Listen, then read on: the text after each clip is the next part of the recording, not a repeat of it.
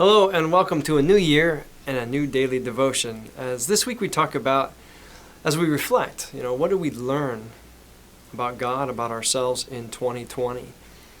And the second thing that I learned comes more illustrated from a story of the Bible. So I'll start there. You ever heard of Doeg, the Edomite? It's not a name we throw around a lot, bandy about in the church, or certainly not in Sunday school stories. Doeg is a foreign mercenary hired by King Saul as he's hunting down David, not yet to be king. And David goes, as he's on the run, a fugitive, goes into the house of God, and the priest Ahimelech gives his men bread that has been dedicated to God because he and his men are starving. And then he gives him that old sword that he used to kill Goliath's sword. So he aids and abets a fugitive. Doeg tattles on David to Saul. And not only does he fuel the enmity, but then he lies about what Ahimelech says and his loyalties.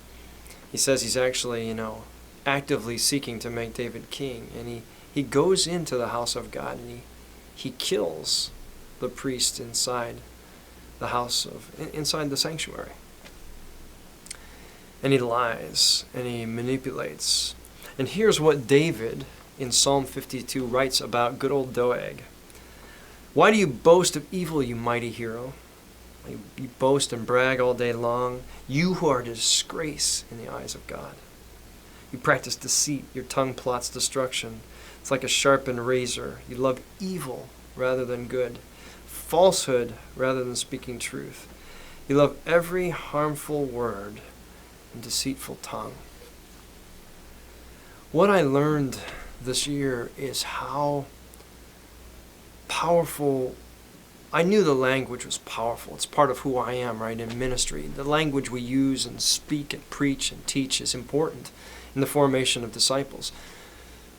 But how we speak of others, particularly when we distort the truth or lie or create alternative facts, whether in the media or leaders or whatnot, how much that fueling of a narrative of fear of the other can fuel violence and ugliness within us.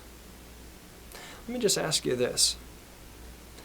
If you watch the news 10 hours straight, or 10 hours in a week even, how do you feel after you watch it? The nightly news, or some of the talking heads on CNN or Fox or Patriot or whatever you watch. Does the world seem a hopeful place? Is there good news? Or do you start to tighten up? Does your heart start to tighten up? Do you look at the world and say, what a terrible place? And these people and those people are screwing up stuff for me. And I would argue that if we feed ourselves too much with things that aren't life-giving, that Jesus says James, in the book of James, it says you can't have both brackish and fresh water. You got and expect it to be good water in the end. You can't feed yourself with both those things. How you use your speech, your tongue, it's a very small part of the body, but it's like a rudder or a ship. It'll steer the whole thing. And some of the rhetoric, some of the ugliness that was used state and a national in churches was so damaging,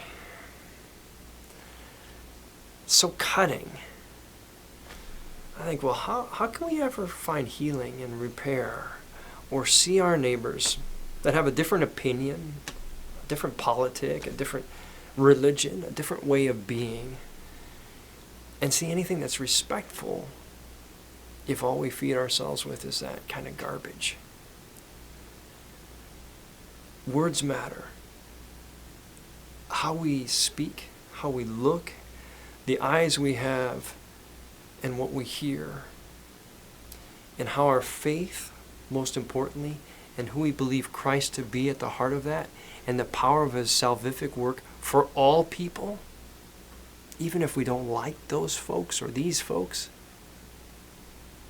how are we Christ-like to them? I feel like this past year I've watched so much of the church like lemmings just go along with whatever the world's saying, and we're just going to line up. You know, it's like those people in Airplane, that lady, get a hold of yourself, and then they're lined up with lead pipes and, you know, revolvers and boxing gloves to have their swings at her too. And that's not what Christ calls us to be in the world. That's not light. It's not being salt, where somebody sees who you are and thirsts for the beautiful relationship you have with God because of the way you live, the way you speak. I've learned we've got a long way to go. And I hope that people of faith start to get serious about self-reflection and the Jesus they say they follow versus the Jesus that really is. Because frankly, I'm having a hard time reconciling some of those two things by Christian behavior I'm witnessing, locally, in the state, and nationally. Some things are broken, and we need to own our own messes.